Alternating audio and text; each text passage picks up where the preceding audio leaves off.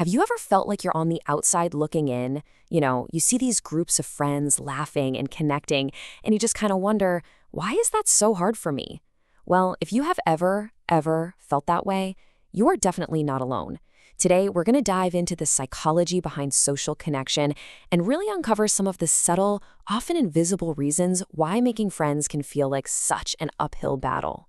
So, first things first, let's just tear down the most common piece of advice you always hear.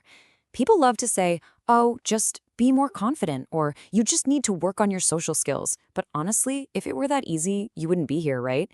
The real story is so much more complex, and it starts by looking in a completely different direction. And this is a really big deal.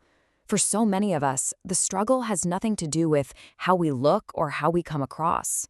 You can be witty, you can be kind, you can be a totally interesting person and still feel like those deep connections are just always out of reach.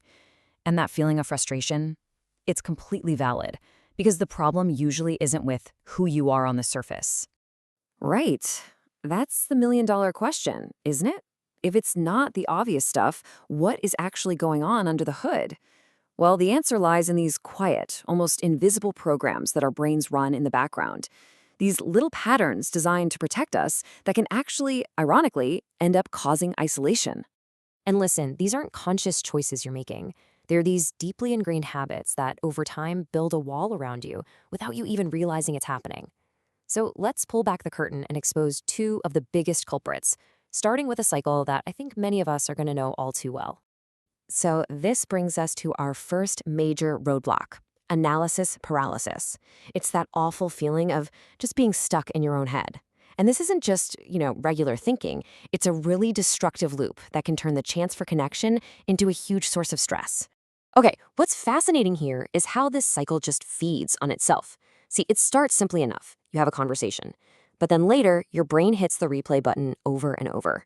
You start dissecting every single word. Oh man, did I sound stupid when I said that? Was that joke awkward? Why did I tell that story? You zoom in and magnify these tiny little moments that, let's be honest, the other person probably forgot about 2 seconds later. But for you, this self-critique builds real, genuine anxiety, and it makes you feel drained and insecure. And so what does your brain logically conclude? Wow, that was painful. Let's not do that again. So you start to avoid the very interactions you actually crave, and boom, you're locked in a self-fulfilling prophecy of loneliness. And that final step of the cycle, that avoidance, is so incredibly important because it reveals the absolute core of this whole thing. If overthinking is the symptom, then the underlying cause is this powerful defense mechanism, what we can call the armor of avoidance. So what does that actually mean? Well, think of it like this. We build this emotional armor by keeping our true selves, our hopes, our fears, our weird, quirky interests, all hidden away. Instead, we present this polished, safe version of ourselves to the world because we believe it's going to protect us from getting hurt. And why on earth do we do this? Well, because the perceived risks feel huge. We're terrified that if people saw the real us, they'd judge us, they'd reject us, or they just wouldn't get it. We worry about being a burden with our problems, or even worse, sharing something deeply personal only to have someone just brush it off. These fears are powerful, and they convince us that wearing this armor is absolutely necessary for our social survival. But there's a fatal flaw in this whole strategy. And this is where it all comes together. This is the final and, honestly, the most important takeaway. We spend all this time and energy protecting ourselves from what we think is the threat, but in doing that, we totally miss what the real barrier to connection actually is. I mean, really think about that for a second. We put so much energy into trying to manage how other people see us. We wear all these different masks, we try to say the perfect thing, to be the right kind of person. We are so convinced the barrier is out there with them, but it's not. And that's the big twist. The true barrier isn't other people, it's internal.